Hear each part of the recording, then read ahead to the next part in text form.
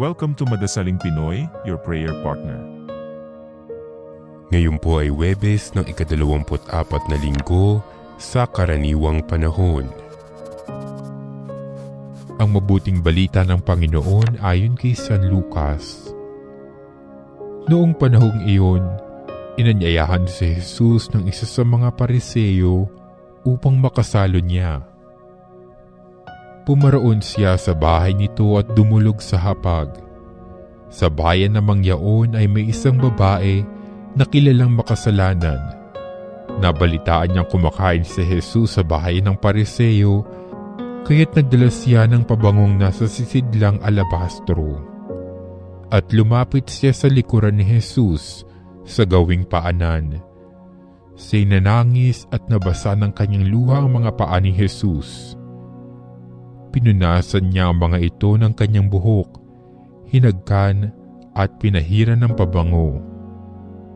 Nang makita ito ng Pariseyong nag-anyaya kay Jesus, nasabi nito sa sarili, kung talagang propeta ang taong ito, alam niya kung sino at kung anong uri ng babae ang humihipo sa kanya, isang makasalanan. Bilang tugon sa iniisip ni Simon, sinabi ni Jesus, Simon, may sasabihin ako sa iyo. Sumagot siya, ano po iyon, Guro? Sinabi ni Jesus, may 2 taong nanghiram sa isang nagpapautang, ang isa'y 500 denaryo at ang isa na may 50. Nang hindi makabayad, pareho silang pinatawad. Ngayon, sino sa kanila ang lalong nagmamahal sa nagpautang? Sumagot si Simon, sa palagay ko po'y ang pinatawad ng malaking halaga. Tama ang sagot mo, ang tugon ni Jesus. Nilingon niya ang babae at sinabi kay Simon, nakikita mo ba ang babaeng ito?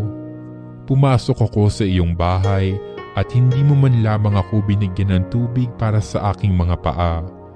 Ngunit binasa niya ng luha ang aking mga paa at pinunasan ng kanyang buhok. Hindi mo ako hinagkan, ngunit siya mula nang pumasok ay hindi tumigil ng paghalik sa aking mga paa. Hindi mo pinahira ng langis ang aking ulo, subalit pinahira niya ng pabango ang aking mga paa. Kaya't sinasabi ko sa iyo, ang malaking pagmamahal na ipinamalas niya ang nagpapatunay na ipinatawad na ang marami niyang kasalanan. Ngunit ang pinatawad ng kaunti ay kaunti lang ang pagmamahal na ipinamamalas. Saka sinabi sa babae, ipinatawad na ang iyong mga kasalanan.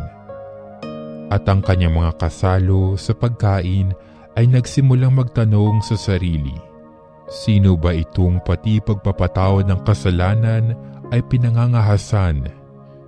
Ngunit sinabi ni Jesus sa babae, iniligtas ka ng iyong pananalig, yumaong ka na't ipanatag mo ang iyong kalooban. Ang mabuting balita ng Panginoon.